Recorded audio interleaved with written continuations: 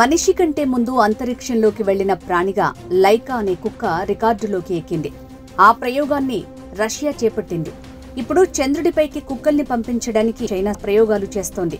అవి సామాన్యమైన కుక్కలు కాదు, రోబో కుక్కలు.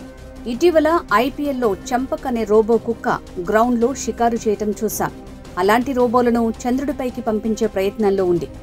అంతరిక్షంలో 4 కాళ్లతో ఎలాంటి ఉపరితలంపైనైనా సులభంగా వెళ్లగలిగే రోబో కుక్కలే కరెక్ట్ అని భావిస్తున్న చైనా శాస్త్రవేత్తలు ఆ దిశగా ప్రయోగాలు ముమ్మరించేస్తున్నారు.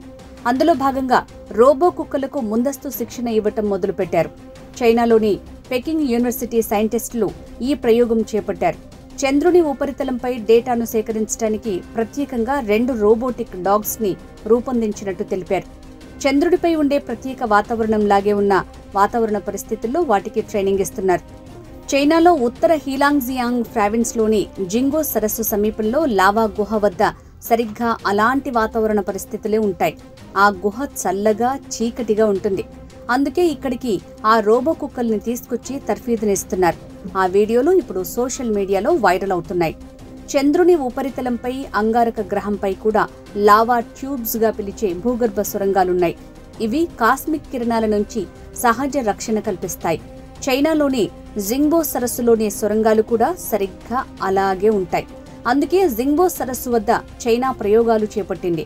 ఈ రోబో కుక్కలలో ఒకటి యాంటీటర్ ద్వారా ప్రేరణ పొంది క్లిష్టమైన ప్రదేశాలను అన్వేషించడానికి రూపొందించారు. రెండో రోబో నిఘా నేత్రంగా పనిచేస్తుంది.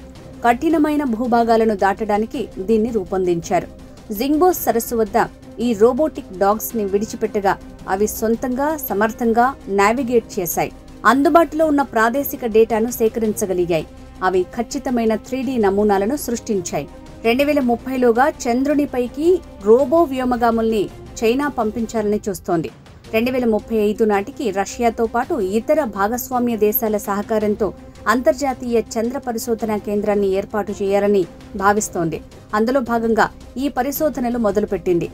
ల్యాన్యుయే అనే లూనార్ ల్యాండర్ని చైనా అభివృద్ధి చేస్తోంది. ఇటీవలే ఇది తన మొదటి టెథర్డ్ పరీక్షను పూర్తి చేసుకుంది.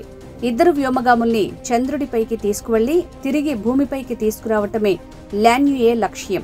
దీనికంటే ముందు చంద్రుడిపైకి 2 రోబో కుక్కల్ని పంపించే పనిలో పడింది.